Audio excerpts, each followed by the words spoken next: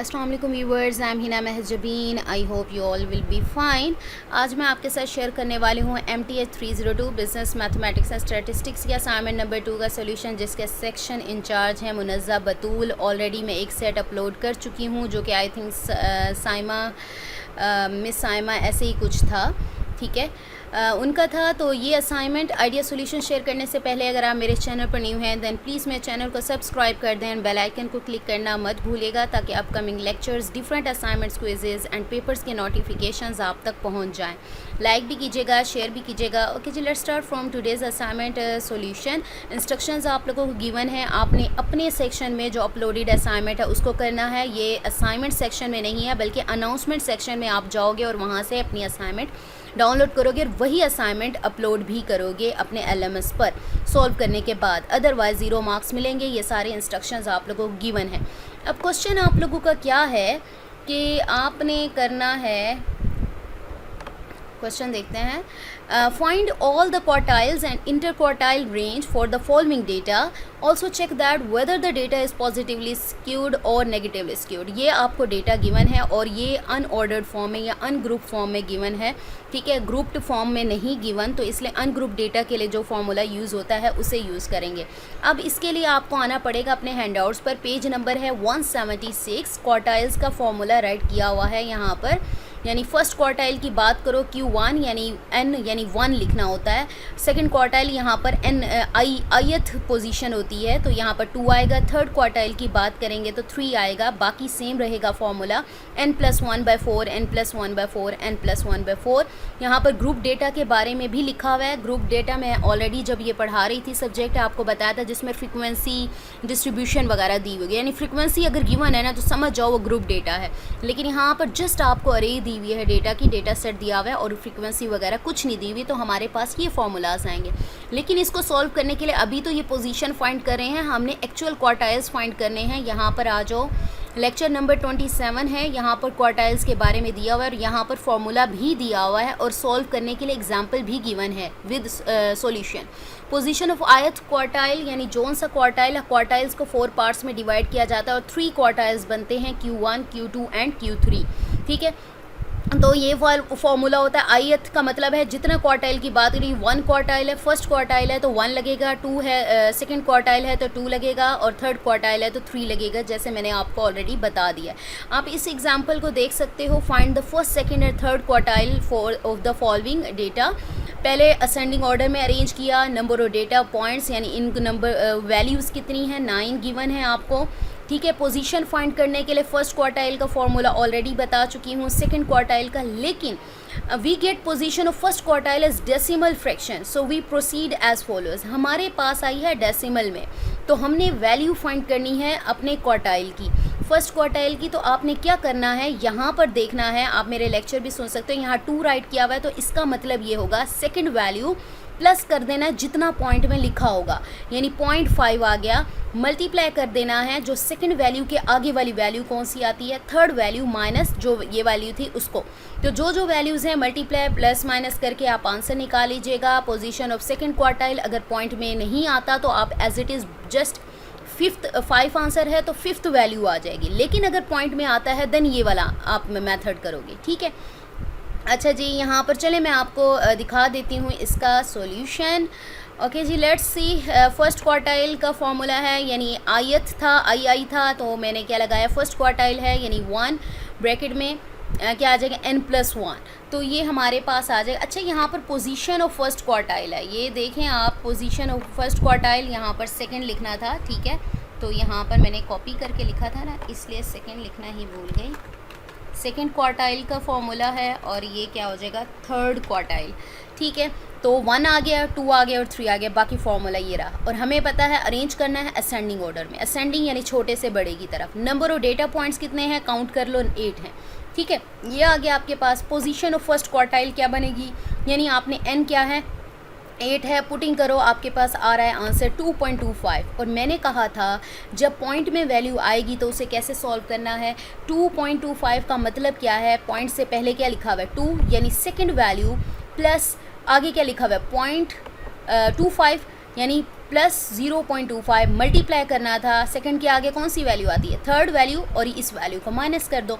तो second value देखो यहाँ पर अरेंज्ड फॉर्म में देखना 25 है प्लस 0.25, थर्ड वैल्यू कितनी है, third value 29 minus second value 25, minus किया 4 आया, मल्टीप्लाई किया 1 आया, प्लस कर दिया 25 में 26 आ गया।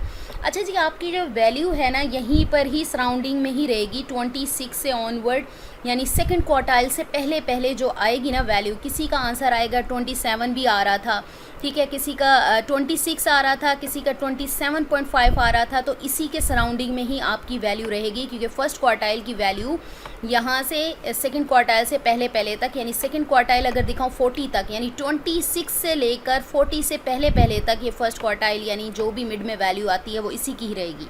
तो आपका आंसर इसी के बिटवीन आ सकता है।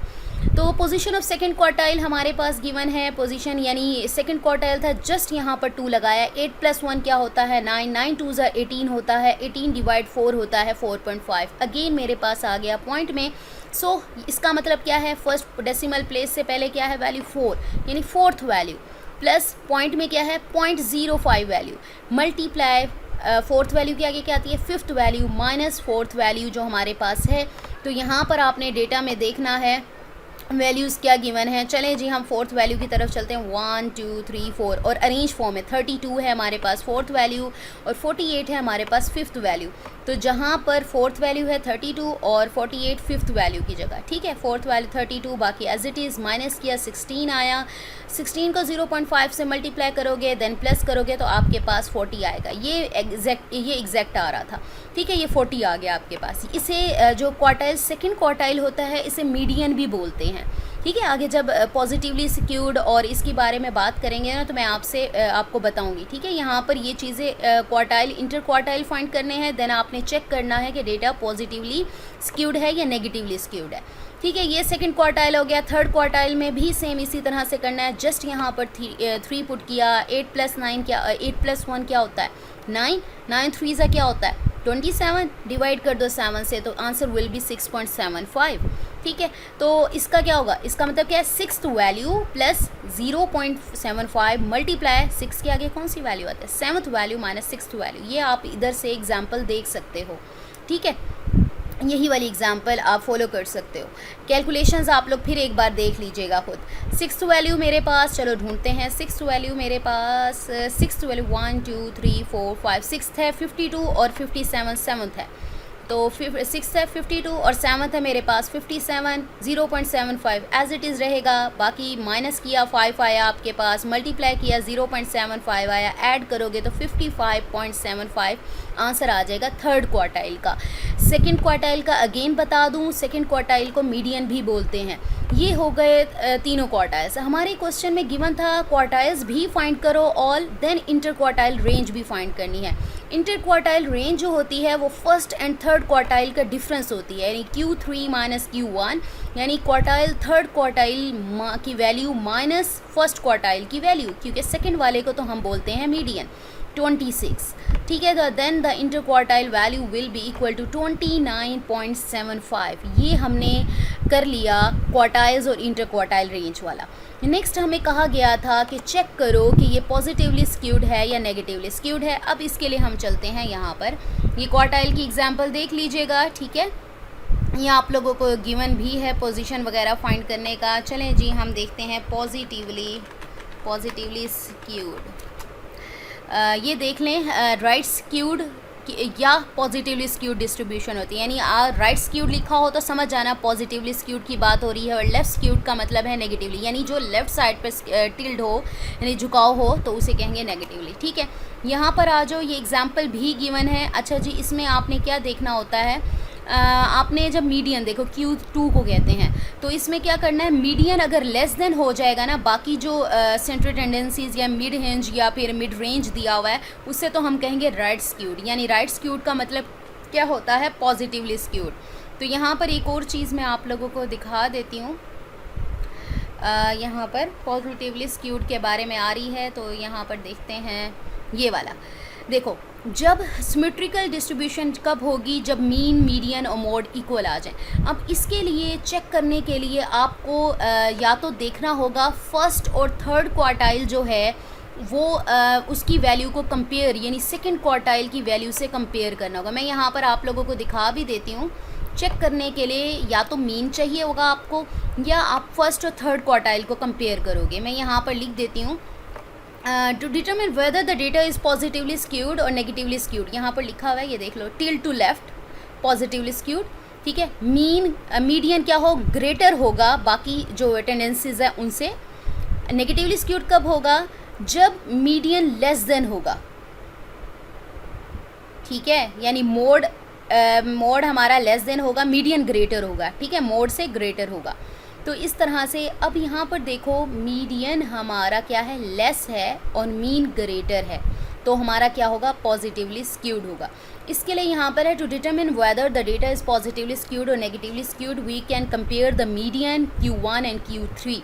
If the median is greater than Q1 and Q3, median क्या है हमारे पास, Q2 यानी सेकेंड क्वार्टाइल की वैल्यू मेरे पास है 40, ठीक है। अगर 40 फर्स्ट और थर्ड क्वार्टाइल से लेस है, 26 और क्या है थर्ड क्वार्टाइल है 55.7, अगर तो इससे क्या है ग्रेटर है तो नेगेटिवली स्क्यूड है। लेकिन अगर मीडियन लेस है, मीडियन क्या आता है मेरे पास, मीडियन क्या है 40 आया, जो कि 55.75 से क्या है कम है, ठीक है। तो डेटा इज़ पॉजिटिवली स्क्यूड। और if the median is greater then the mean the data is negatively skewed. आप चाहें तो मीडियन के साथ कंपेयर करें, लेकिन जब मैं कर रही थी तो मेरे पास जो Q1 का आंसर है वो 26 है, जो कि मीडियन से क्या है लेस है, ठीक है। Median is less than Q1 और हमारे पास मीडियन मेरे पास है 40, ठीक है ना, तो वो मीडियन ग्रेटर बन रहा था। तो मैंने क्या किया, मीन वाले को ही कंपेयर कर लिया, यानी if the median is less than mean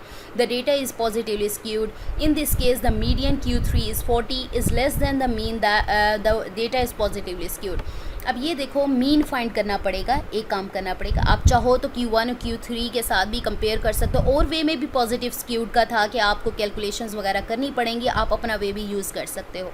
लेकिन मैंने ये वाला किया, मीन फाइंड करो। मीन में क्या था, सब वैल्यूज़ को ऐड किया और नंबर ऑफ़ वैल्यू से डिवाइड कर दिया, यानी ऊपर जो डेटा सेट दिया हुआ था ना हमारे पास, ठीक है, ये जो दिया हुआ था इनको ऐड किया और कितनी वैल्यूज़ थी, आई थिंक 8 थी, ठीक है, डिवाइड किया 41 है। अब देखो मेरे पास मीन 41 है, जो कि ग्रेटर है Q2 जिसे हम कहते हैं मीडियन से, यानी मीडियन लेस हो रहा है मीन से, तो हम क्या कहेंगे, पॉजिटिवली स्क्यूड है, ठीक है। अब स्क्यूड आ गया। और इसी तरह से यहाँ पर in this case the median is 40 that is less than the mean the data is positively skewed. तो ये था आइडिया सॉल्यूशन जो मैंने आप लोगों को समझा भी दिया कि किस तरह से मैंने किया। आप इसको इसकी जो कैलकुलेशंस, अच्छा एक और चीज़ बताऊँ, ये जो मैंने ये पोजीशन वाला और ये वाला, ये मैंने हैंड आउट वाला जो मेथड है ना, हैंड आउट्स वाला आपका, वो फॉलो किया है। लेकिन आप इंटरनेट पर जब सर्च करते हो तो उन्होंने फर्स्ट हाफ और सेकेंड हाफ को ऐड करके, यानी एवरेज वगैरह लेकर वो मेथड भी यूज़ कर सकते हो आप। लेकिन मेरा पर्पज़ ये था कि आपको हैंड आउट्स का रेफरेंस भी दिया जाए और बताया जाए कि किस तरह से सॉल्व करते हैं। सो मुझे अपनी दुआ में याद रखिएगा, अपना ख्याल रखिएगा, टेक केयर, अल्लाह हाफिज़।